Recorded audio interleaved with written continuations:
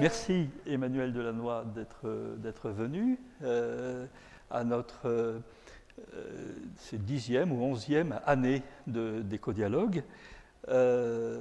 Emmanuel, vous avez écrit plusieurs livres. Alors, les deux premiers livres sont parmi d'autres livres que vous avez réalisés.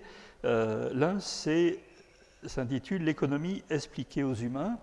C'est une première approche qui est assez pédagogique, qui peut être lue, je dirais, presque par tout le monde, qui est très intéressante sur l'économie. Et puis, la deuxième, perma-économie, renvoie à la fois, évidemment, dans ce mot valise entre l'économie et puis la permaculture. On va peut-être en reparler. Et puis, surtout, le dernier, et c'est là-dessus qu'on va vous entendre, s'appelle biomimétique. Alors, ce n'est pas biomimétisme, c'est biomimétique, là aussi, de nouveau, un mot valise entre le biomimétisme et puis l'éthique. Un petit mot de présentation, peut-être, un petit peu plus complète. On peut dire que vous êtes économiste, auteur, poète un peu aussi, cycliste, puisque... Alors, à part économiste, où je n'ai pas de diplôme académique d'économie, mais bon, je pratique l'économie comme tout le monde d'ailleurs, puisqu'on est tous acteurs économiques. Mais sinon, oui, effectivement, poète, un peu philosophe à mes heures, cycliste, associé fondateur de Picaya, qui est un cabinet de conseil, un bureau d'études spécialisé en biomimétisme, avec une approche particulière du biomimétisme qui est vraiment... on s'intéresse en fait aux relations entre les acteurs économiques, entre les agents vivants, entre les territoires. Et donc c'est vraiment cette dimension immatérielle du biomimétisme qui nous inspire le plus. J'en parlerai un petit peu. Et sinon, entre autres casquettes, je suis aussi administrateur donc, de l'association Humanité et Biodiversité, et à ce titre, secrétaire général du comité français de l'IUCN, qui va tenir son congrès à Marseille du 3 au 11 septembre cette année, enfin après 2 reports. Voilà. Merci. Donc un cursus déjà bien rempli sur l'ensemble de ces thématiques. On va procéder de la façon suivante. Je vais vous laisser pour faire une introduction à ce qu'il y a dans ce livre et puis à l'ensemble de vos réflexions que je trouve extrêmement pertinentes et intéressantes. Après, on aura peut-être quelques questions et échanges ensuite avec vous. Et donc, on terminera vers 18h15 à peu près pour passer ensuite à la deuxième partie de table ronde. Voilà, à vous. Merci. Ce que je vais vous proposer, alors c'est pas un exposé académique ou didactique, on ne va pas définir des termes, mais c'est plutôt un chemin de traverse par lequel justement on explorera différentes voies, différents possibles. Et voilà, donc ne vous attendez pas à quelque chose d'extrêmement formel. On va passer ensemble quelques minutes, le temps de cette brève prise de parole, le temps des échanges, des questions-réponses, de la table ronde derrière. Mais donc ça va être une interaction éphémère entre nous, un petit bout de nos trajectoires respectives, qui peut-être se prolongera, qui peut-être suscitera d'autres envies de nous revoir, de prolonger les échanges. Mais de toute façon, l'essentiel, c'est que nous partageons déjà beaucoup plus que ça. Nous sommes tous issus d'une longue histoire commune. Nous sommes tous issus de 4 milliards d'années de coévolution, et donc ça devrait créer des liens. Oui, nous sommes tous vivants. Nous sommes tous vivants, et nul être vivant ne peut vivre seul. Être vivant, c'est être relié. Être vivant, c'est être dépendant. C'est être vulnérable aussi. C'est agir, c'est contribuer, c'est infléchir, chacun de nous, là où nous sommes, consciemment ou non, la trajectoire évolutive de l'ensemble du vivant. Nous ne sommes pas vivants sans que ça ait de conséquences, sans que ça ait d'impact sur nous-mêmes et sur les autres êtres vivants. Pour le meilleur et pour le pire d'ailleurs. 4 milliards d'années, quand on y pense, ça dépasse l'imagination. Des millions d'espèces vivantes aujourd'hui, c'est le résultat de ce long processus de divergence, de foisonnement évolutif aujourd'hui. Toutes ces espèces, ces millions d'espèces que nous ne connaissons pas toutes, loin s'en faut, on en connaît peut-être 10%, mais encore quand on parle de micro-organismes, on n'en connaît qu'une fraction infime, toutes ces espèces sont reliées les unes aux autres. Et ces liens nous obligent. Ces liens nous inspirent aussi à travers le biomimétisme. Et c'est de ces liens, c'est de leur foisonnement, c'est de leurs formes multiples, changeantes, que nous avons tant à apprendre. C'est de ces liens que nous allons parler. Car oui, évidemment, nous sommes vivants, nous ne sommes pas des machines. Nous sommes chacun différents, d'humeur variable. Nous n'avons de constant que notre inconstance, nous n'avons en partage que nos différences. Ô combien différents de ces machines qui nous entourent, que nous emportons dans nos poches un peu partout aujourd'hui, qui, elles, sont si fiables et si prévisibles. Alors bien sûr, oui, l'industrie, la standardisation, la normalisation, les injonctions à la performance, à la maîtrise, au contrôle, ont fait, et il faut bien le dire et le reconnaître, ont fait des miracles, des merveilles.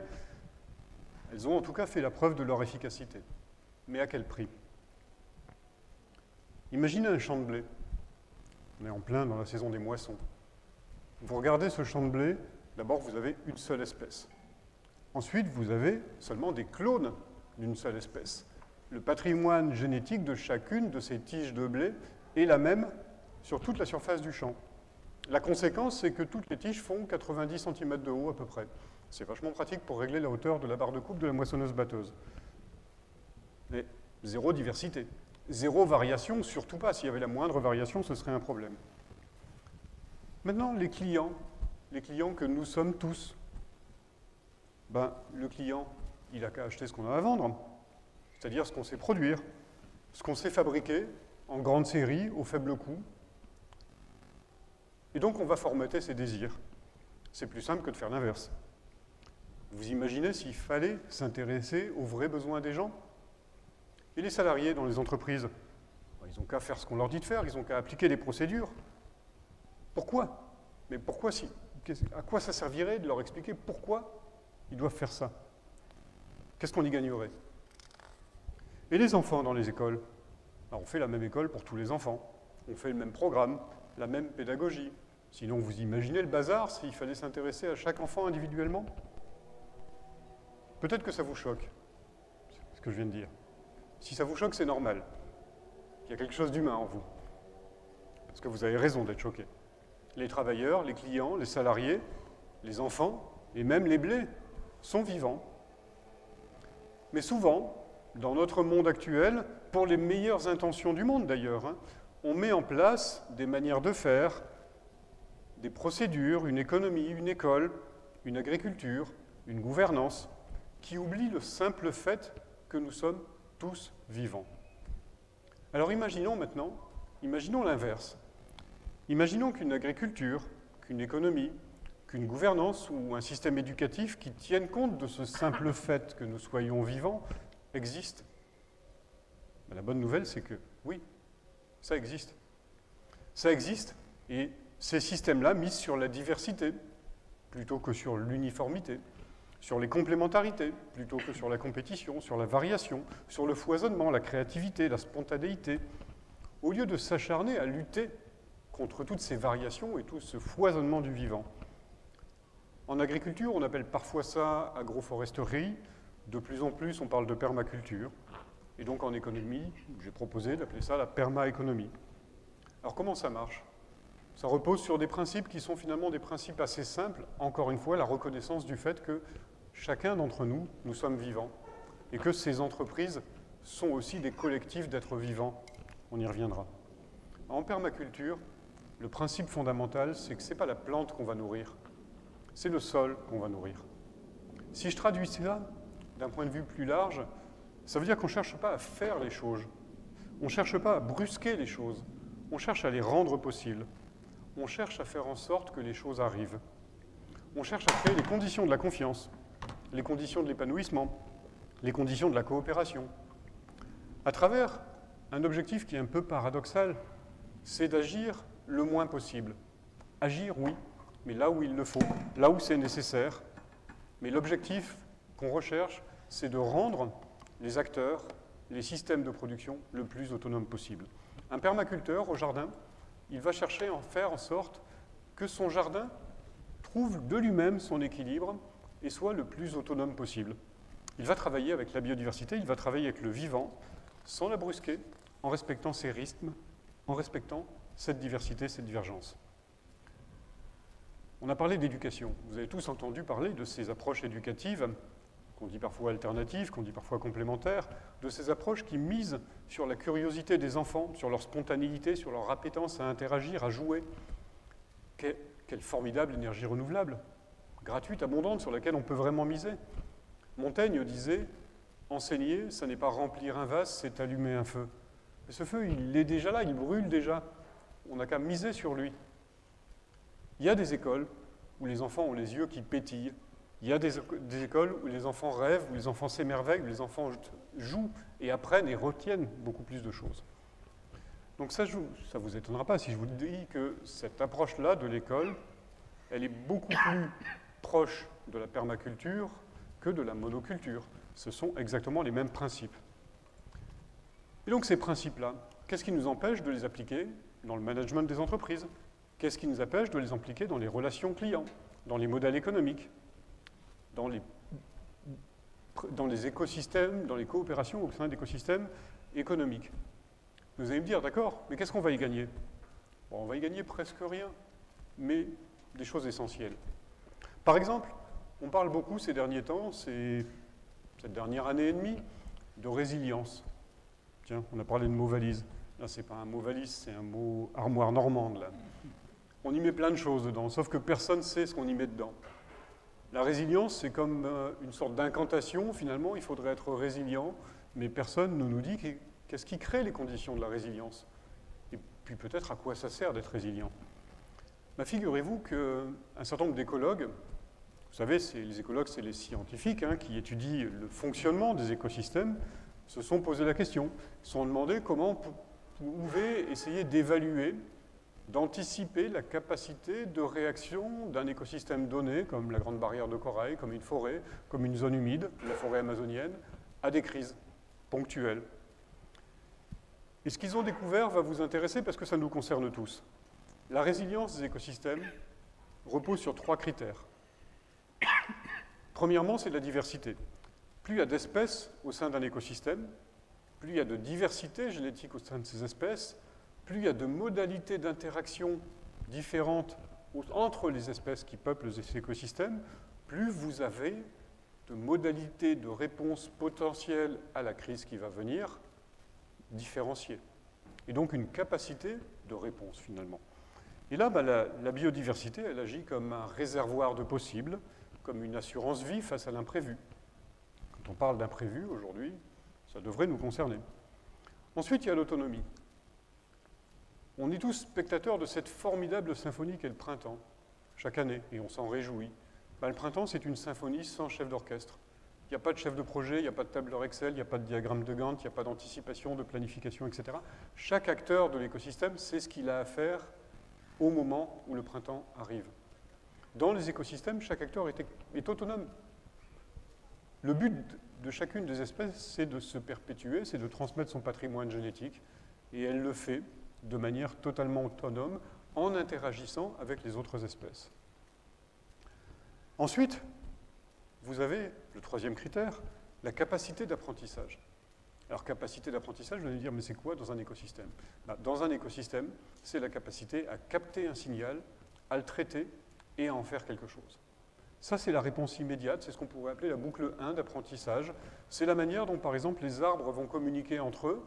Vous savez, on sait maintenant que certains arbres, par exemple, quand ils détectent des phéromones de stress d'autres arbres qui, au vent, sont soumis à un incendie, un feu de forêt, les arbres qui sont sous le vent vont spontanément dégazer quand ils vont percevoir ces hormones de stress, et donc ils vont devenir beaucoup moins inflammables, ils vont être traversés par le front de flamme et survivre à l'incendie. Quand certains arbres sont attaqués par des ravageurs, comme des chenilles par exemple, ils sont capables d'émettre des phéromones qui vont appeler des insectes qui eux-mêmes vont venir parasiter ou consommer ces chenilles-là. Donc l'information, elle est partout dans les écosystèmes. L'information permet d'apprendre.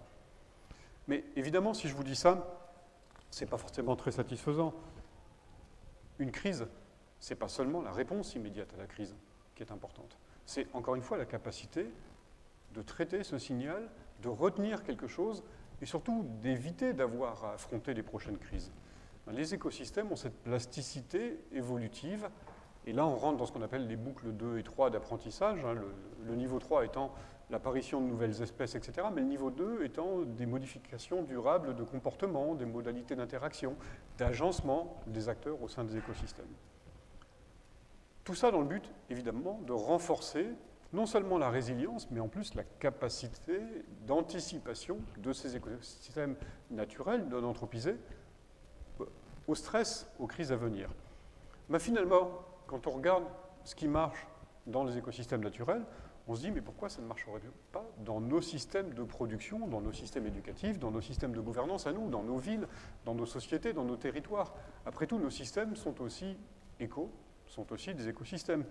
Une entreprise, une école, un territoire, ce sont des endroits où s'épanouissent des êtres vivants, humains en l'occurrence.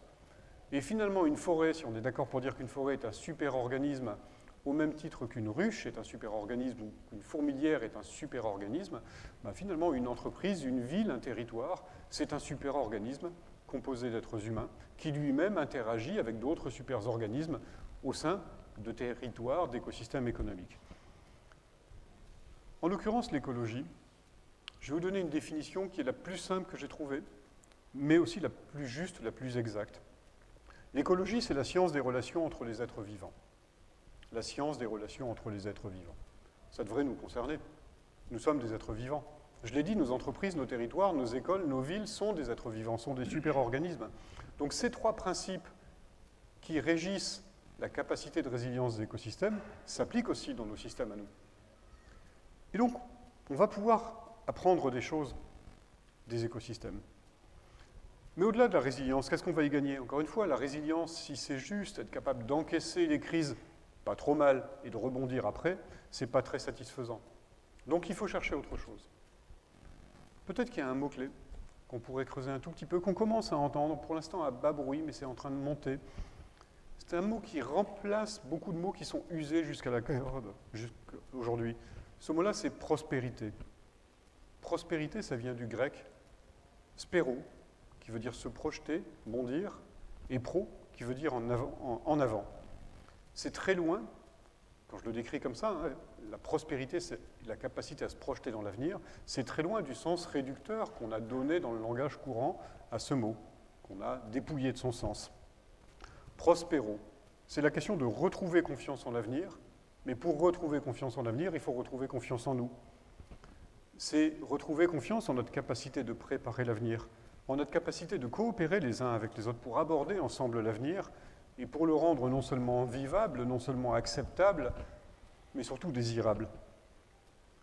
L'ancien prix Nobel d'économie, Amartya Sen, définissait, lui, la pauvreté, non pas comme une question de rapport à l'argent, non pas comme une simple question pécuniaire, mais comme le fait d'être dans l'incapacité d'agir sur son avenir. La pauvreté, selon Amartya Sen, c'est dans l'incapacité de faire des projets, d'investir, d'envoyer ses enfants à l'école, de se former soi-même, de se soigner quand on a un problème. Donc on n'agit pas sur son futur. Il ajoutait d'ailleurs que la misère, c'est l'incapacité même d'agir sur son présent. Bien, la prospérité, c'est la réponse parfaitement symétrique à cette définition que donnait Amartya Sen de la pauvreté. Le grand paradoxe, c'est qu'aujourd'hui, nous sommes dans une société qui a énormément de moyens à sa disposition. Nous sommes dans une société qui a plus de moyens pour agir sur son environnement, sur son présent et même sur son avenir. Quand je parle de moyens d'agir, de moyens techniques, mais aussi de moyens financiers. Et on a vu avec la crise que des moyens financiers étaient là quand on en avait besoin, qu'il fallait les chercher. Mais c'est une société qui a peur de l'avenir. C'est une société qui n'a plus confiance en elle. C'est une société dans laquelle chacun se regarde avec méfiance. C'est évidemment pas les meilleures conditions pour affronter ensemble l'avenir. Et donc l'horizon, pour les acteurs économiques aujourd'hui, plutôt que de parler de développement durable, hein, ce concept qui est vraiment usé jusqu'à la corde, qui était un concept généreux, très bien pensé, mais qui n'a jamais été opérationnalisé et qui a fini par se vider de son sens comme une baudruche. Le concept de prospérité aujourd'hui, ça peut devenir une sorte d'horizon pour l'ensemble des acteurs économiques, à se dire, mais finalement, comment, là où nous sommes, nous, entreprises, nous, entrepreneurs, nous, salariés, nous, professions libérales ou indépendantes, nous, agriculteurs, comment pouvons-nous contribuer à cette prospérité et donc contribuer à restaurer ces liens de confiance entre les acteurs économiques pour aborder ensemble l'avenir. Il n'est pas question d'autre chose finalement que de faire ce qu'on pourrait appeler une économie qui régénère, une économie qui répare le présent, une économie qui prépare l'avenir. Réparer le présent, préparer l'avenir. On devrait avoir que ça en tête. Et finalement, c'est ce que fait un permaculteur. Un permaculteur, il est obsédé par une échelle de temps qui est une échelle de temps qui va au-delà de la récolte de cette année. Évidemment, il a besoin de récolter des produits, il a besoin de les vendre sur les marchés.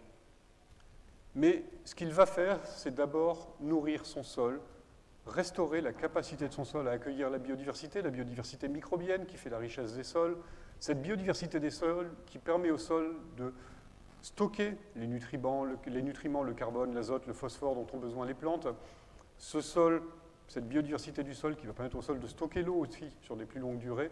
Et donc il va progressivement améliorer son sol, récolte après récolte, pour préparer les récoltes du futur, sans sacrifier bien sûr la capacité des récoltes présentes. Vous avez entendu ce que j'ai dit? Il prépare le futur sans sacrifier sa capacité à récolter au présent. C'est l'exacte symétrie de la définition du développement durable, telle qu'on l'a trouvée dans le fameux rapport Brundtland, où on disait le développement durable, c'est la capacité des générations présentes à satisfaire leurs propres besoins sans compromettre celui des générations futures. La proposition ici, avec cette économie régénératrice, cette économie qui répare et qui prépare, c'est d'inverser ça, de regarder comment on peut régénérer, préparer, restaurer la confiance en l'avenir, sans sacrifier, bien sûr, les conditions de vie des générations présentes. Le permaculteur fait ça. L'abeille fait ça quand elle butine. L'abeille, elle a une économie à externalité positive. Elle butine pour récolter du nectar et du miel qu'elle va ramener à la ruche pour faire des récoltes pour l'hiver et nourrir le couvain. Mais en faisant cela, elle prépare la fructification et donc la régénération de l'écosystème pour les saisons suivantes. L'abeille, inconsciemment, a acquis par l'évolution un certain nombre de principes de fonctionnement qui sont compatibles avec la dynamique globale de l'écosystème. Nous l'avons peut-être un petit peu oublié, et à nous de réapprendre que nulle entreprise ne peut prospérer sur un territoire qui dépérit, que nulle société humaine ne peut prospérer sur un socle vivant qui va s'appauvrir et qui va dépérir. Donc il faut créer de la valeur, évidemment. Il faut la partager, évidemment. Mais il faut faire, voilà, comme l'abeille, essayer de rechercher des externalités positives de manière à ce que cette économie rende possible la fructification et les récoltes suivantes. Vous allez me dire, tout ça c'est bien beau, c'est très philosophique, mais concrètement, comment on peut faire? Alors, je n'ai pas le temps de vous dire concrètement tout le manuel qu'on va faire, mais quelques principes quand même, d'abord. Plus que d'ailleurs des batteries d'outils, d'indicateurs, de tableaux de bord, ça on en aura besoin bien sûr. Vous savez, les tableaux de bord, les indicateurs, les outils de scoring, les notes qu'on va se donner, les évaluations, etc. C'est un peu comme le doigt du sage qui montre la Lune. Vous savez, le sage, il montre la Lune, donc on est censé regarder la Lune. Mais aujourd'hui, avec toutes ces batteries d'indicateurs, on a tendance à être obnubilé par l'indicateur et à oublier ce que l'indicateur nous dit, là où il faudrait aller. Donc on regarde le doigt du sage et on oublie de regarder la Lune. Donc ce que je vous propose, c'est plutôt des principes beaucoup plus larges que ça. Et c'est peut-être tout simplement apprendre et réapprendre, pour ceux qui se souviennent qu'ils ont été enfants, à savoir nous émerveiller du vivant, à savoir nous émerveiller de ces choses vivantes, de ces êtres vivants plutôt, qui nous entourent, qu'on ne regarde même plus, qu'on considère comme acquis, alors qu'ils sont en fait de plus en plus rares. Il faut rendre possible, pour rendre possible cette véritable prospérité, c'est inventer et adopter une nouvelle éthique dans notre rapport au vivant. En vrac, un peu pêle-mêle, qu'est-ce qu'on pourrait y trouver? D'abord, apprendre effectivement à ménager les possibles. Je l'ai dit, savoir agir bien sûr quand c'est nécessaire, mais aussi savoir ne pas agir, savoir laisser faire, savoir ne pas intervenir, là aussi quand c'est nécessaire. Et ça, c'est bien plus difficile, parce qu'on est en permanence dans l'injonction à l'action, à la maîtrise, à la sécurité, l'injonction au résultat, et donc on se sent obligé d'agir. Parfois, un petit peu de prudence, un petit peu de prise de recul, de retrait, ça ne fait pas de mal, ça permet de restaurer la conscience. Ensuite, il faut apprendre, et là aussi c'est difficile, à reconnaître dans l'altérité, dans la différence, dans le foisonnement, dans l'altérité, une richesse et non une menace, non un ennui potentiel. La diversité, c'est la richesse fondamentale, c'est le socle de tout bien commun, présent et futur. Or, dans un monde industriel, un monde standardisé, la variation ce qui est aux marges, ce qui est sur les côtés de la courbe de Gauss, on a toujours tendance à penser que oui, bah, ce n'est pas l'optimal, ce n'est pas ce qu'on va viser, donc ce n'est pas ce qu'on va sélectionner. Et potentiellement même, ça peut devenir un peu déviant, un peu gênant, donc on va l'écarter. Donc il faut intégrer cette diversité. C'est difficile, mais c'est nécessaire si on veut y arriver. Miser sur cette diversité, ça permet aussi de passer d'une culture de la lutte à une culture de la coopération.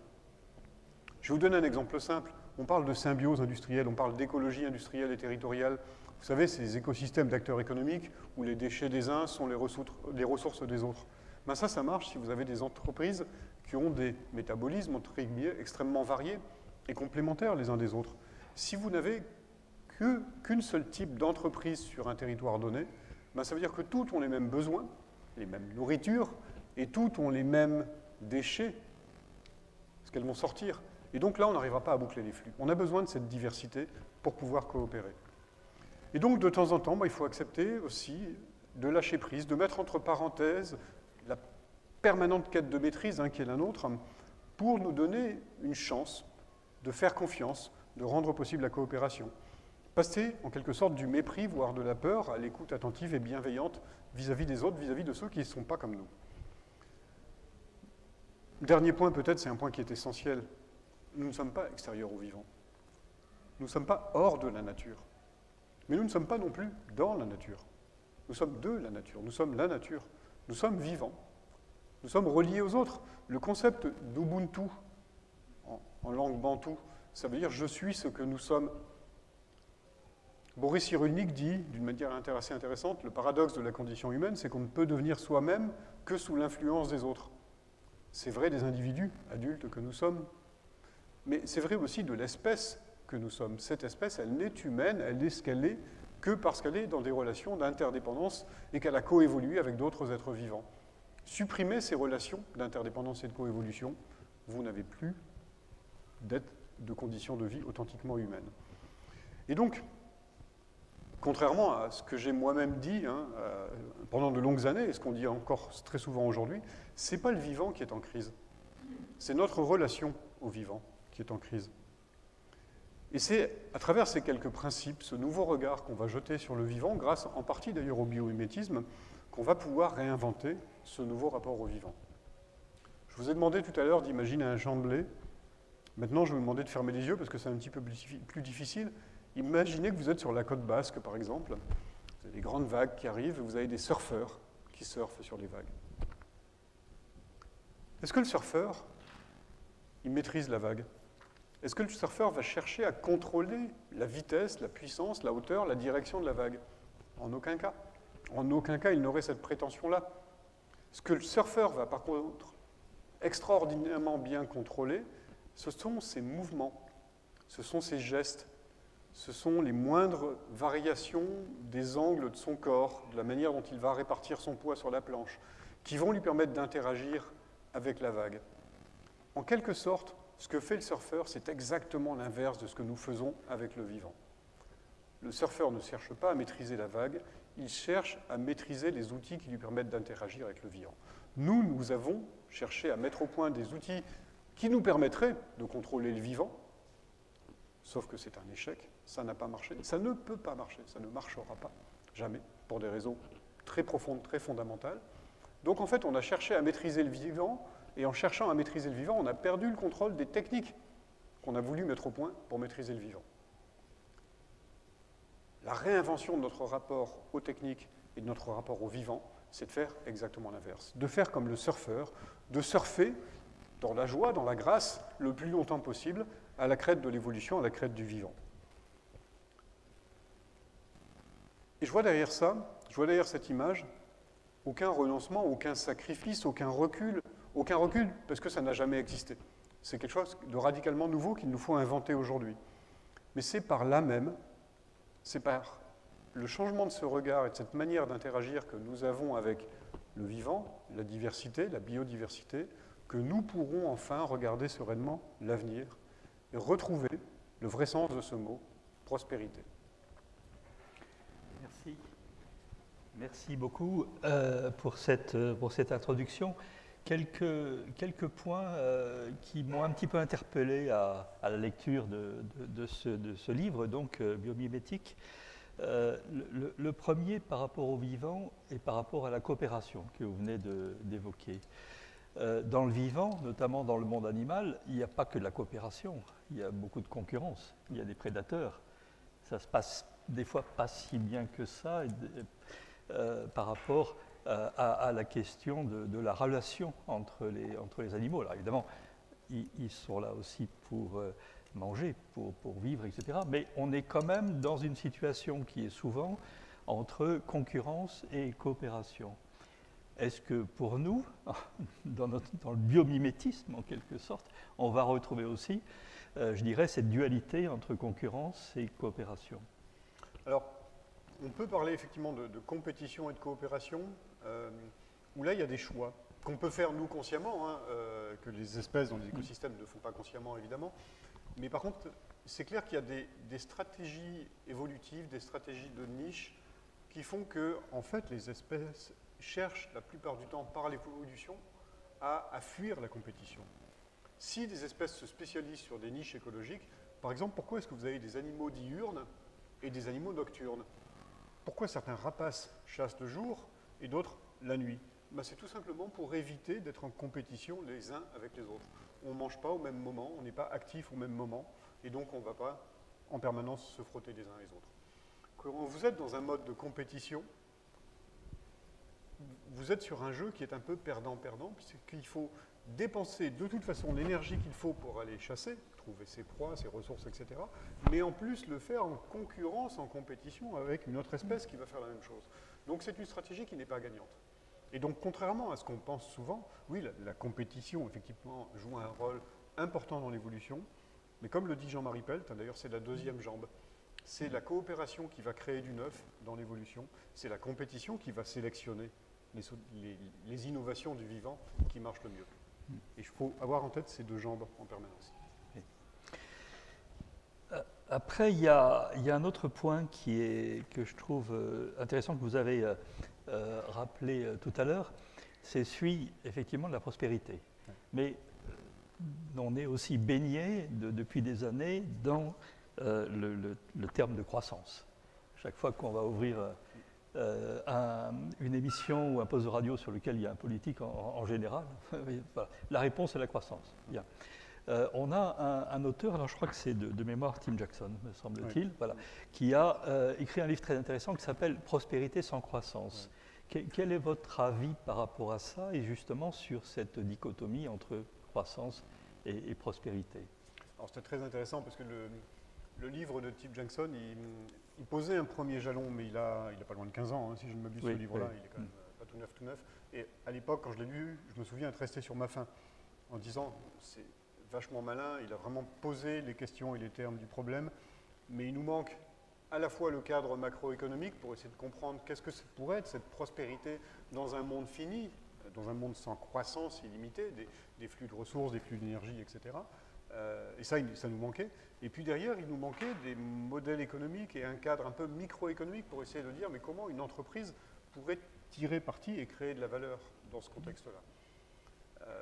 Je trouve qu'on a énormément progressé, et notamment le mot prospérité, alors tel qu'il est aussi posé par Kate Raworth, par exemple, à travers la théorie du donut, où on met en rapport finalement, on parle depuis très longtemps des limites planétaires, et la grande innovation qu'apporte Kate Raworth, c'était de mettre en face un plancher social, c'est-à-dire de dire mais il y a un minimum nécessaire pour satisfaire les besoins humains fondamentaux, mais ces besoins humains fondamentaux ne sont pas que d'ordre matériel.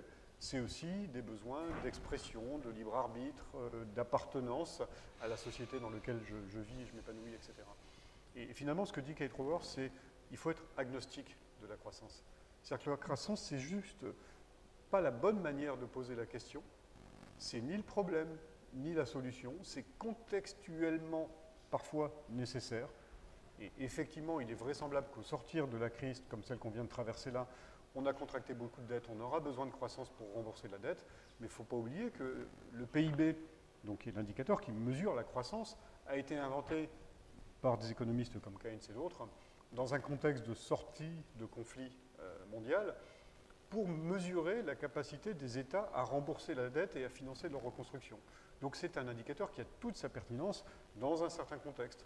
Mais d'en faire l'indicateur unique, quel que soit le contexte, là, on est en train de s'égarer complètement. Il y a un autre terme, enfin, à un moment donné, dans le livre, il y a aussi un passage qui est tout à fait intéressant, je trouve, sur la notion de performance, où vous dites, si j'ai bien intégré votre propos, c'est de dire on est dans une société de performance, quelque part. C'est-à-dire derrière une société sur laquelle on met en évidence à chaque fois la performance. C'est peut-être les Jeux Olympiques qui nous incitent aussi à faire. Bref, tout un imaginaire derrière de performance. Or, vous êtes assez critique là-dessus par rapport à ça. C'est-à-dire que la performance, ce n'est pas nécessairement quelque chose qui va nous permettre d'aller justement dans une vision telle que vous l'avez évoquée tout à l'heure. Mais en même temps, il faut aussi de l'efficacité. Il faut aussi, dans l'expression du non-gaspillage, quelque part. Alors, quelle est la juste mesure, en quelque sorte, par rapport à ça, entre performance et efficacité? C'est peut-être aussi la différence entre efficacité et efficience, et puis si on rajoute sobriété en plus derrière. Une des choses que je dis dans le livre, par exemple, c'est que pour essayer de démonter un peu un des mythes du biomimétisme, où on dit mais c'est formidable, regardez, on va faire des drones qui vont voler aussi vite que des aigles ou des faucons pèlerins, on va faire des microconducteurs basés sur les diatomées, donc avec une capacité à synthétiser des microstructures à l'échelle vraiment nanométrique, etc. On est sur de la quête de performance et en fait on se trompe de biomimétisme. C'est celui qui est le plus vulgarisé, hein, souvent dans la presse, mais s'inspirer du vivant pour ça, ou, tiens, je vous donne un autre exemple, le jaguar qui fait des pointes de vitesse à 100 km/h. Mais pour moi, ce qui est formidable, quand je regarde un jaguar, quand je regarde une diatomée, quand je regarde un aigle, ou quand je regarde aussi, vous savez, la fameuse crevette menthe, là, qui a une détente extrêmement rapide, à tel point qu'elle fait des étincelles sous l'eau. Super, mais ça nous sert à quoi? Non, ce que je trouve qui est formidable, c'est que ces espèces-là sont encore là aujourd'hui, après des centaines de millions d'années d'existence pour certaines, ou des millions d'années d'existence pour la plupart. Leur véritable performance, entre guillemets, c'est de durer, c'est d'être encore là, c'est d'exister, et de continuer à coexister. Donc c'est plutôt, voilà, l'idée de dire la vraie performance, c'est d'être capable d'être dans un système en compatibilité avec les limites et les règles de fonctionnement de ce système-là. En fait, le message principal du biomimétisme, ça m'obligerait à rentrer dans une grande digression, mais finalement, ce n'est pas les formes, les structures, ce qui va sembler fascinant dans les performances, effectivement, des animaux, des végétaux, etc. Le vrai secret du biomimétisme, c'est ce qu'on appelle parfois les principes du vivant. Et ça, c'est l'héritage, justement, de ces 4 milliards d'années de coévolution qui font qu'aujourd'hui, la coexistence entre tous ces êtres vivants, aussi différents les uns soient-ils des autres, reste possible. Il n'y a pas d'espèce, et je l'ai dit, hein, être vivant, c'est forcément agir sur le reste du monde vivant, c'est forcément infléchir la courbe, la trajectoire de l'évolution du vivant. Un ver de terre ou un polype corallien, ils influencent énormément leur environnement, mais ils le font au respect des principes du vivant. Notre espèce est quelque part sortie elle-même du jeu par la conscience, par cette quête de performance toujours plus, toujours plus, toujours plus. Elle s'est extraite de ces principes du vivant comme s'ils n'existaient pas. Et je pense qu'il faut qu'on réapprenne à intégrer ces principes. Est-ce que cette quête de performance, elle est finalement liée à notre héritage depuis quelques centaines de milliers d'années, sur lequel il a fallu se battre au niveau de la nature, où il a fallu... est-ce que ce n'est pas complètement inhérent à notre cerveau primaire, en quelque sorte? Et donc, quelque part, la sortie de ça va être extraordinairement difficile. Oui. Alors, d'un point de vue anthropologique fondamental, on est finalement, comme le dit Gilles Boeuf, hein, Lucie, il y a 7 millions d'années, elle se demandait le matin qu'est-ce qu'elle allait manger, chaque jour. Mais elle se demandait aussi si elle allait être mangée aujourd'hui. Nous, ça ne nous arrive plus. Ou alors, éventuellement, si je vais être mangé par un virus. Mais ça, c'est nouveau, on avait un peu oublié qu'on était aussi vulnérables par rapport à des organismes beaucoup plus petits que nous. Mais on n'a plus de prédateurs qui viennent nous manger à la sortie de nos maisons. C'est devenu très rare quand même.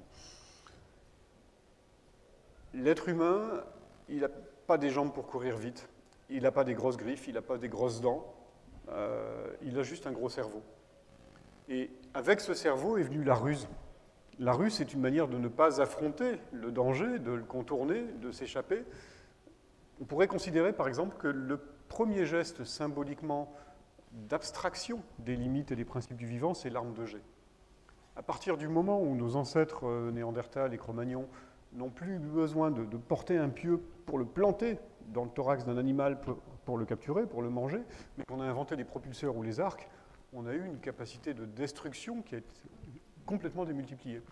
Et c'est d'ailleurs probablement la cause de la première hécatombe de la biodiversité, de la mégafaune. Elle remonte à il y a 15-20 000 ans, hein, donc au moment de l'invention du propulseur et de l'arc. Oui. Donc symboliquement, c'est la première rupture. Et on en a enchaîné beaucoup d'autres derrière, évidemment. Y compris Néandertal. Y compris, alors, à moindre niveau, mais en partie, oui. Il y a une phrase qui est très intéressante, je trouve, dans votre livre, parce qu'elle résume un petit peu celui-ci, je pense. Il ne s'agit pas de nous interdire de toute action sur le vivant, toute vie, humaine ou non, en impacte d'autres, mais de le faire en conscience avec les égards que la cosmopolitesse exige dans le respect des cycles et des potentialités du vivant. Encore un mot valise, la cosmopolitesse. Qu'est-ce que c'est que cette cosmopolitesse? Alors ça, c'est un concept qu'on doit plutôt à Baptiste Morisot et Alain Damasio, donc romancier et philosophe.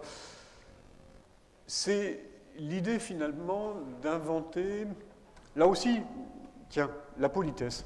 Qu'est-ce que c'est que la politesse finalement, sinon le fait de s'accorder sur un certain nombre de principes de base, de premier niveau, d'interaction, qui font qu'on va s'identifier et se respecter. Respecter, d'ailleurs, c'est intéressant, l'étymologie du mot, hein, ça veut dire regarder deux fois. Specter, spectateur, etc., c'est la même racine. Je te regarde, respecter, je te regarde une deuxième fois. C'est-à-dire que la première fois que j'ai vu que tu étais là, la deuxième fois, je te regarde à nouveau pour te faire comprendre que oui, je t'ai identifié, je t'ai reconnu. Tu existes. La cosmopolitesse, c'est un petit peu ça, c'est apprendre à jeter un nouveau regard sur le vivant, en reconnaissance de ce qu'il est, de son altérité, et en lui reconnaissant un certain nombre de droits à l'existence aussi. Alors, ça ne veut pas dire qu'on aura les mêmes relations avec toutes les espèces, ça ne veut pas dire qu'on va avoir les mêmes relations avec la mésange bleue et avec le coronavirus, évidemment. Il y a des espèces avec lesquelles on va être beaucoup plus prudent. Il y a des espèces dont on va essayer de se tenir à l'écart. Et il y a d'autres espèces avec lesquelles on aura un commerce beaucoup plus soutenu. Finalement, dans l'histoire des civilisations, ça a beaucoup commencé par d'abord une première rencontre, ensuite l'établissement de relations diplomatiques et ensuite l'établissement de relations commerciales. Et finalement, tout ça n'est pas contradictoire avec une manière d'interagir avec le vivant qui soit en respect du vivant. En respect, mais pas en négociation avec le vivant. Pas en soumission, pas en négociation au sens... C'est forcément une relation asymétrique, évidemment. Mais pour continuer sur ce principe de la négociation ou de la diplomatie, on entend par exemple beaucoup de théories aujourd'hui, vous savez, sur le rewilding, le réensauvagement, avec cette idée que par exemple il faudrait libérer la Terre de l'influence des humains, la moitié de la Terre, la surface terrestre, de toute influence des humains.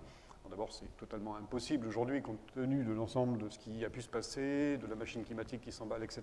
Donc, c'est pas vraiment comme ça que ça va fonctionner. Mais en plus, c'est un vieux débat qu'on trouve, mais alors chez des conservationnistes, etc. Enfin, depuis la création de l'IUCN, et même bien avant, hein, la création des parcs nationaux, et même en France, du premier parc national de la forêt de Fontainebleau, par exemple, c'est la question de ce que les anglo-saxons appellent le land sharing ou le land sparing. En gros, ségrégation ou intégration. Et alors évidemment, il faut préserver, il faut ce qu'on appelle des réserves intégrales, etc. Ne serait-ce que parce que c'est des réservoirs de possibles, ne serait-ce que parce que c'est des lots témoins, des endroits qu'on va pouvoir observer en libre évolution et on va apprendre beaucoup de choses. Mais l'essentiel de la préservation de la biodiversité, il n'est pas là.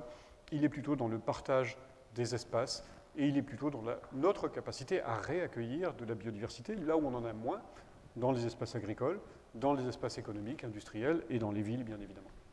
Donc on est plutôt dans le partage que dans la ségrégation. Et en permaculture, ça tombe bien, d'ailleurs, on a un principe qui s'énonce comme ça, intégrer au lieu de ségréguer. Et c'est souvent en intégrant les choses que les émergences commencent à apparaître et qu'il se passe des choses intéressantes. Et qu'on arrive à ce moment-là à de la régénération. Oui. Parce que On parle beaucoup en ce moment, par exemple, de neutralité carbone, etc. etc. Alors, vous dites, et ça me paraît très juste, ça ne suffit pas, la neutralité. Ça ne suffit pas simplement de se dire on reste en quelque sorte à un niveau zéro. On est quasiment, au vu des impacts qu'on a pu réaliser, qu'on a pu faire sur la biosphère, dans un processus sur lequel nécessairement il faut aller au-delà. Et enclencher ce que vous avez appelé tout à l'heure les externalités positives, qui mériteraient peut-être un petit peu d'explication sur ce terme un petit peu compliqué. Oui. En fait, une externalité, pour le dire simplement, c'est un effet non intentionnel sur une autre personne, ou sur autre chose, sur quelque chose d'autre. Ça peut être sur l'environnement, ça peut être sur la biodiversité, ça peut être une autre personne dans l'humanité, et ça peut être ici et maintenant, ça peut être ici mais plus tard, ça peut être demain et ailleurs, donc ça peut être différé ou décalé dans l'espace et dans le temps. Mais c'est non intentionnel. Et c'est ça que je trouve formidable, c'est qu'à partir du moment où on attire l'attention d'un agent économique, quel qu'il soit, sur ce qu'on appelle aujourd'hui ces externalités, à partir du moment où on l'a identifié, on ne peut plus dire c'est non intentionnel. On peut toujours dire oui, jusqu'ici c'était non intentionnel, je ne savais pas que ça existait. Maintenant, je sais que ça existe. Et donc, je suis obligé de l'intégrer. Et donc ça oblige aussi à repenser les modèles économiques des entreprises. Ça, je trouve ça qu'il y a une piste intéressante à creuser. Par exemple, pendant très longtemps, on avait ce qu'on appelle la notion de coût caché, c'est-à-dire les coûts qui étaient à la charge du client. Et de plus en plus, les entreprises sont devenues malines, hein, elles ont intégré ce genre de choses et elles se retournent vers leurs fournisseurs. Par exemple, les emballages ou les palettes. Dans l'industrie automobile, aéronautique, dans l'industrie, ça se fait beaucoup. Les emballages sont consignés et on dit aux fournisseurs, bon, je veux bien que vous me menez des emballages, mais vous les reprenez. Ce n'est pas à moi de gérer le coût de destruction, de recyclage, de réemploi de ces emballages, etc. Donc, ce n'est pas un coût caché qui est à ma charge. Vous l'intégrez dans l'offre de valeur. On peut très bien se dire, mais finalement, une externalité, c'est un coût caché qui est à la charge de la société. Et donc, quand une entreprise comprend ça, elle se dit, tiens, qu'est-ce que je peux faire pour intégrer à mon offre de valeur quelque chose qui serait de cette idée-là, de ce principe-là. Et plus ça va, plus on recherche effectivement des externalités positives. Alors, on a des tas de sujets, on travaille sur, on pourra peut-être en parler dans la table ronde, les déchets, l'énergie, l'éclairage urbain. Un ou deux exemples peut-être d'externalités positives. Je vais vous donner un exemple. Alors c'est expérimental, ça commence à peine, on n'a pas encore le retour d'expérience et donc la mesure de la performance, mais dans les marchés de collecte et de traitement des déchets, par exemple aujourd'hui, on s'intéresse à la possibilité de rémunérer les grandes entreprises, je ne vais pas donner de nom, qui collectent ces déchets, qui les trient, qui les gèrent pour nous, etc., éventuellement les valorisent. On ne va plus les rémunérer au volume, parce que finalement, tant qu'on les rémunère au volume collecté, il n'y a pas d'incitation à réduire les déchets. On va les rémunérer, au contraire, aux déchets évités. Et donc, ça veut dire que l'opérateur doit se débrouiller pour renforcer le réemploi, la collecte, la prévention, etc. Et du coup, il va commencer à travailler avec des écosystèmes d'acteurs locaux, des ESAT, des centres de réinsertion pour le travail, etc., des entreprises de l'économie sociale et solidaire, des associations comme Emmaüs, etc. Et tout ça, c'est des choses qu'on va détourner d'un flux de déchets pour en faire quelque chose d'autre. Des Fab Labs. Dans la filière textile, par exemple, il y a de plus en plus d'ateliers de confection, de réemploi, de textiles usagés, etc. Tout ça, l'externalité positive, c'est que ça crée de l'activité économique et sociale sur un territoire, que ça crée un sentiment de fierté, ça donne des opportunités pour des gens qui étaient écartés de l'emploi de revenir sur le marché de l'emploi. Vous voyez qu'on est parti d'un truc où c'était juste capter et collecter des déchets pour les enfouir, les incinérer, faire ce que vous voulez derrière, etc., à quelque chose qui va générer des tas d'effets positifs en cascade. Merci beaucoup de ces précisions. Dans le petit quart d'heure qui suit, quelques questions de votre part. C'était dense, hein, c'était tout à fait passionnant, mais fort. Et je vous invite vraiment à lire ce livre parce sa lecture est quand même assez, non pas facile. C'est pas un livre, je dirais, tout à fait qui se lit comme un roman passionnant, mais en même temps, c'est le roman de la vie aussi, hein, derrière, et donc il est tout à fait intéressant pour aller plus loin. Avez-vous quelques questions à poser? Je pense qu'on peut vous faire passer un micro, pour ceux qui le veulent, et qui veulent éventuellement préciser un certain nombre de choses avant que derrière on ait notre table ronde. Oui, on va se retrouver tout à l'heure sur la table, mais je suis de très près, je suis géographe, hein, je suis de très près cette approche du dialogue entre l'individu et le vivant. Par contre, j'ai deux questions. La première renvoie à une approche, à une appréciation d'Albert Camus suite à la bombe d'Hiroshima, en disant comment pouvons-nous rendre la science intelligente. Et la seconde, c'est une remarque autour de si l'individu est capable d'entrer dans un dialogue avec le vivant sur des principes nouveaux, comment la société, malgré vos dernières remarques, comment la société, disons, selon les critères de Bourdieu par exemple, dans sa constitution, comment on fait société dans ce chapitre-là? Connais-toi toi-même, oui, mais comment la société peut-elle prendre en charge? Et à ce niveau-là, quel rôle joue le capital? Quel rôle joue, pardon, le capital? Le capital. Vaste question. Merci. Merci. On est reparti pour une heure. Là. Oui. Merci Jean-Paul Vogue. Alors, je suis aussi un grand lecteur de Camus, hein, que j'admire particulièrement. Et Jean Rostand avait dit, encore avant, à peu près la même chose d'ailleurs, en disant que l'humanité était devenue trop puissante pour se permettre de jouer avec le mal et que sa puissance l'obligeait à la vertu. La science est intelligente. On n'a pas besoin de rendre la science intelligente. Je fais vraiment la différence entre la science et la technologie. Entre la recherche fondamentale, le besoin de connaissance, d'éclairer les zones d'incertitude, nos zones de non-connaissance, etc., et les applications qu'on en fera. Le problème, c'est qu'aujourd'hui, on est dans un paradigme automatique, quasiment linéaire, un schéma en cascade, où à partir du moment où on a découvert un possible scientifique, il y a une application technologique sans débat, et il y a une avalisation par l'industrie et la société sans débat ni questionnement non plus. Mais ce n'est pas la science qu'il faut questionner, c'est le passage de la science à la technologie et à la vie quotidienne.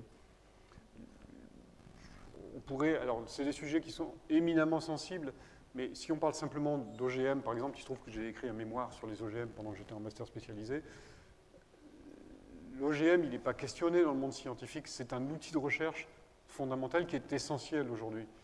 Ce qui est questionné, c'est la libération d'organismes génétiquement modifiés dans des écosystèmes au risque d'en perdre le contrôle. Mais ça, c'est questionné par une partie de la société. Ça n'a pas été questionné par des instances supérieures, des instances de régulation, et même les acteurs économiques qui eux-mêmes auraient dû quand même se poser la question, et qui ne l'ont pas fait. Bon, là, ça rejoint votre dernière question, qui est celle du capital. Je réponds tout de suite sur la question du capital, et puis je m'arrêterai là. Je pense qu'il faut considérer le capital comme une ressource, parmi d'autres. Mais une ressource, c'est-à-dire un moyen de faire, pas un but en soi. Le capital ne pose pas de problème. C'est le capitalisme qui pose problème. Dès que vous mettez un isme, d'ailleurs, derrière un mot, hein, quand on parle de bien commun, ça ne pose pas de problème. Quand on en fait quelque chose qui s'appelle le communisme et que ça devient totalitaire, ça pose problème. Donc voilà, le capital est un instrument. Tant qu'on le regarde comme un instrument, tant qu'on se dit c'est une ressource essentielle, j'ai besoin d'actionnaires pour financer un projet et il est légitime et normal que je rémunère des actionnaires, c'est pas un souci. Par contre, ça n'interdit pas d'être intelligent et de mettre les moyens de régulation qui sont nécessaires pour que les choses n'enflent pas de manière démesurée, qu'il n'y ait pas des disproportions dans les rémunérations de ces différentes ressources. On a besoin de capital, mais on a aussi besoin d'intelligence et on a aussi besoin d'un territoire prospère. Et on a aussi besoin de gens en bonne santé pour travailler. Donc si pour rémunérer le capital, vous ruinez la santé des gens et vous ruinez la viabilité du territoire, là on a bien un problème de rémunération de ces ressources qui va être inégalitaire. Merci. Oui, les mots en isme, il faut un petit peu s'en méfier. Est-ce que c'est pour ça que vous avez appelé votre livre biomimétique et non pas biomimétisme? Non. L'éthique non, aussi, c'était il vraiment faut s'en méfier. avec éthique et biomimétisme. D'accord. Moi, j'ai j'étais une taquin. petite question. Est-ce que vous avez une autre question? Oui, il y a moi une j'ai une question, petite question qui vient peut-être un peu dans la suite de la question qui vient d'être posée. Vous rangez où le transhumanisme dans ces écosystèmes? Est-ce que ça va être un petit accident qui va être métabolisé par les écosystèmes naturels et humains? Ça vous interroge comment cette question du transhumanisme, de l'homme augmenté, de l'homme... enfin bon, vous voyez un peu ce que je veux dire. Ouais. Voilà, ça fait partie du paysage quand même, hein, même si c'est un peu caché, ça fait partie du paysage. Oui. Alors, vous avez devant vous quelqu'un qui a en gestation un livre sur le sujet, donc j'espère qu'il finira par l'écrire. Non, pas moi, hein, quelqu'un d'autre dans la salle. Mais vous avez raison, c'est une question qui est fondamentale. Et ça fait plusieurs années que j'ai la conviction qu'on est aujourd'hui à la croisée des chemins. C'est-à-dire que le transhumanisme, c'est finalement la poursuite, mais hyperbolée, de la modernité. C'est-à-dire de cette quête de maîtrise de tout ce qu'on ne contrôle pas et de cette tentative d'extraction de la nature et même, je vais être très fort, d'abolition du hasard. Mais il y a eu des projets cofinancés par plusieurs organismes de recherche et grands fonds américains dans les intitulés desquels, l'intitulé du rapport, c'était « Beyond Therapy », au-delà de la thérapie. Il ne s'agit plus de guérir les gens, il s'agissait d'augmenter leurs capacités, le fameux homme augmenté, etc. Et effectivement, cette espèce de course folle, c'est finalement d'essayer de nous extraire de notre condition de vivant, de tout ce que je disais tout à l'heure, hein, de vulnérables, d'interdépendants, des prévisibles, etc. Non, on ne veut plus de ça. Ça, c'est la quête du transhumanisme. Et on est à ce moment où le choix est possible. Mais c'est le choix de société fondamental. C'est-à-dire que soit on va vers une trajectoire de réconciliation avec le vivant, non humain, mais aussi le vivant humain d'ailleurs, soit on part dans une trajectoire d'artificialisation de tout. On parle aussi par exemple de géo-ingénierie, de réparer le climat par des moyens technologiques, de la limaille de fer, du soufre dans l'atmosphère, etc. C'est la même chose que le transhumanisme. Et donc, les choix se passent en ce moment. Il y a énormément de moyens, de fonds d'investissement qui sont mis plutôt dans la trajectoire transhumanisme. Et donc, on est plutôt en résistance par rapport à ça. Mais voilà, encore une fois, les combats perdus sont ceux qu'on n'a pas menés. Hein, donc, il faut quand même le mener, ce combat-là. Mais c'est vraiment le combat du moment, c'est le combat qui est essentiel. Oui. Ne pas finalement avoir envie d'aller sur Mars. Vous ne voulez pas y faire allusion, mais effectivement... Plutôt rester sur la Terre. Il se trouve que je parle de Bill Gates, Elon Musk et Jeff Bezos dans le livre aussi. Bien sûr. Bien sûr. Encore une autre question peut-être? Puisqu'on parlait des mots en isme, il y a un mot dont il faut vraiment se prémunir, c'est le mot de déterminisme. Ah oui. Les choses ne sont pas écrites, on a encore des choix. Pour prolonger la question, le transhumanisme aussi, c'est la promesse de l'immortalité hein, pour certains. Et l'immortalité, c'est le contraire du vivant quelque part, parce que en fait, vivre, c'est aussi mourir un jour. Et quand vous parliez de coopération ou de compétition, alors oui, il y a des rapaces diurnes et des rapaces nocturnes, mais il y a aussi des souris diurnes et des souris nocturnes qui se font manger par les rapaces. Et donc ça veut dire aussi comment est-ce que vous intégrez dans vos propos cette notion qu'il faut mourir un jour, qu'il faut aussi que l'humanité mange la nature, la mange sans la dévorer. Donc c'est trouver un équilibre, mais c'est bien apprendre à vivre dans la nature, avec la nature, de la nature. Et aujourd'hui, ce qu'on voit aussi, c'est, alors je ne fais pas le parallèle avec le transhumanisme, mais quelque part quand même pour moi, il y a quand même des liens qui sont liés à ce refus de s'accepter dans la nature. C'est-à-dire que la volonté de maîtriser, la volonté de l'immortalité, la volonté de refuser les cycles biologiques, la fin de l'existence de son propre organisme, mais c'est aussi pour moi quelque part lié au refus de manger des animaux, de couper des arbres et d'exploiter la nature, mais pas dans le sens de s'en nourrir. Voilà. Et donc c'est quand même quelque chose qui est assez compliqué en ce moment, parce qu'on voit bien des mouvements aussi qui cherchent à s'extraire, à extraire l'humanité de la nature. Ça rejoint l'histoire du land sharing et land sparing, hein, quelque part. On a une nature quelque part qui est intacte, et puis à côté, on a des écosystèmes qu'on va surexploiter. Et entre les deux, c'est vrai qu'en France, en Europe, mais en France spécialement, on est plutôt sur cette approche d'intégration de l'humanité dans la nature, mais ce n'est pas vrai partout. On a aussi des scénarios qui consistent à vouloir reforester massivement des grands territoires pour stocker du carbone, quitte à chasser les populations locales, etc. Et tout ça, c'est des phénomènes pour moi qui sont un peu liés. Voilà. Ouais, alors, là aussi, vaste question. Il y a des gradations dans le vivant, dans les stratégies. Vous savez, il y a une théorie qui est un peu en vogue en ce moment aussi, qui voudrait que finalement l'humanité soit un parasite de Gaïa et qu'un jour Gaïa va guérir de ce parasite. Bon. Les choses ne sont pas, encore une fois, pas déterminées, il n'y a pas de déterminisme là-dedans.